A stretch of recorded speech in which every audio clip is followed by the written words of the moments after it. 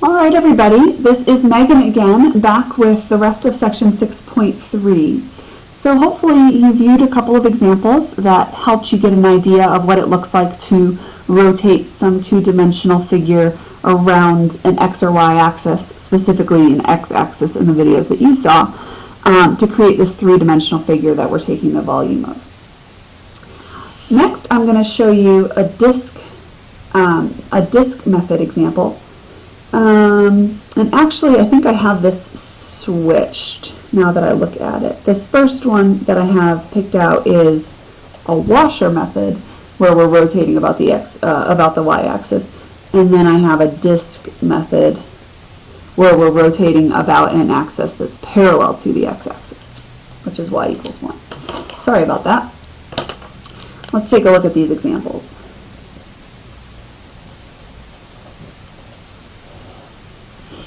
Alright, so the example says, find the volume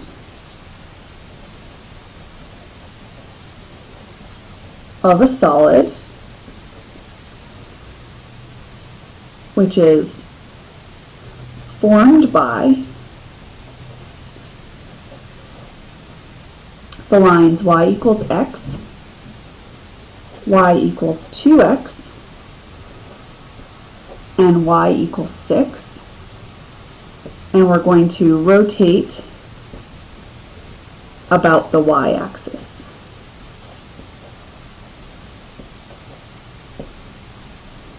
So in my directions, I actually am not saying one way or the other whether we're using the disk method or the washer method. And you'll see this a lot in your examples. Some of them will certainly give you a hint as to which one is more appropriate, but in some of them it'll leave it open. And so you want to draw a picture first of all, and use that picture to help you determine whether your solid that's created is going to appear to be a disk or appear to be a washer, and which method is going to work better for you. So let me go ahead and do that. Sketch out this two-dimensional solid.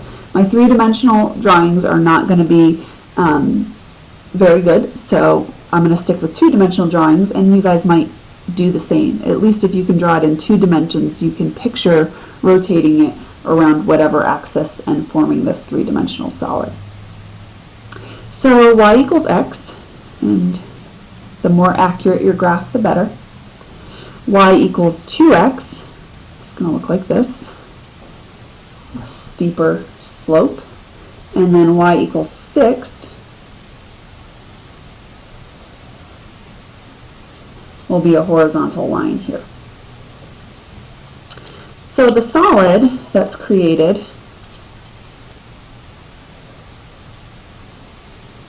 is this triangular region, sorry, not the solid, but the two-dimensional figure that's created is this triangular region, and we are going to rotate it about the y-axis. So we're going to revolve it around this y-axis, and it's going to create this three-dimensional solid. It does take some time to really do a good job of visualizing what that three-dimensional solid looks like. And the better you're able to do that, the better you're going to be able to determine what the radius is that you're working with in the specific function.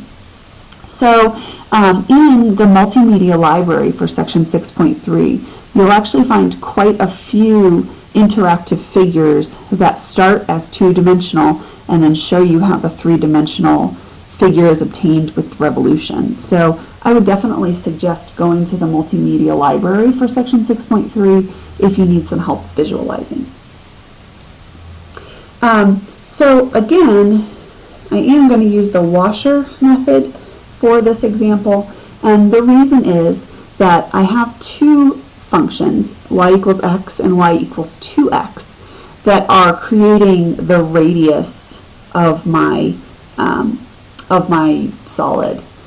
So those two inner and outer functions create sort of a hole in the middle, which is why it looks like a washer. Alright, so the other thing to keep in mind here is that I'm rotating about the y-axis. So because of that, I need to find or write my functions in terms of y.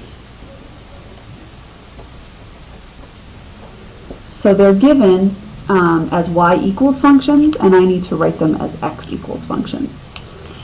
Pretty easy to do in this particular example. If y equals x, then x equals y. And then over here, if y equals x, then x equals y over 2, or 1/2 y. Now I can find the volume. I need to figure out my limits of integration. So consider the fact that we are revolving around the y-axis, and think about what those limits are. Instead of left to right like we normally would when we're dealing with the x-axis, here we're going with respect to y. So vertically we need to figure out the lowest and the highest limit that is formed by that two-dimensional shape. So here 0 to 6 makes sense for our limits of integration. Formula-wise, we've got pi, and we've got each of our functions, p of y and q of y, squared and subtracted. So let's figure out which one comes first. So which one is the outer radius? Which one is the outer radius? So this one here is my outer radius, and that is the line x equals y. So I'm going to take y and square it. My inner radius is formed by this piece right here, which is x equals 1/2 y. So I'm going to take 1/2 y and square it. Clean that up a bit. One of the things I always like to do is pull the pi out, since it is a constant, kind of gets in the way. We can always just multiply it back in later. Here I've got y squared minus 1/4 y squared when I square that second function. And so that can be combined even further. If you think about these as like terms, you've got 1y squared minus 1/4 y squared. And so altogether, that gives me 3/4 y squared dy. All right, might be a good time for you to check yourself in terms of your integration skills. Make sure that you can integrate this from 0 to 6 and get yourself a volume. So you can go ahead and pause at this point if you want to give that a try, and we'll come back and I'll show the answer.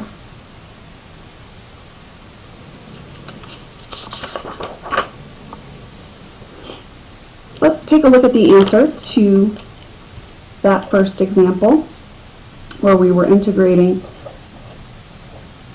3/4 y squared dy. First of all, the answer should come out to be 54 pi. Remember, it's a volume, so we have some sort of cubic units. Most of the problems won't give you a specific unit, but of course cubic units in general can be used to describe the unit of measurement on our answer of 54 pi. So if you got 54 pi, great job, woohoo, you did it. If not, you can stay with me here for another minute as we go through how that works. So in addition to pulling that pi out front, I can also pull the 3/4. You may not have done it that way, but that is one possibility. And so what that leads to is 3/4 pi times y cubed over 3, which is what I get when I use the power rule to integrate y squared. From here, let's plug 6 in and let's plug 0 in. So if I plug 6 in to this function, we'll of course have to figure out what 6 cubed is, and I might use my calculator here to cheat a little bit. But we get 216. So this is 3/4 pi times 216 over 3. And And cleaning that up, dividing 216 by 3 gives me 72. And then if we multiply that by 3/4, we get 54. So there's where we get 54 pi. Don't forget that you have to plug 6 in, but you also have to plug in 0 and subtract the 2 results. If I plug in 0, I'm just going to get 0.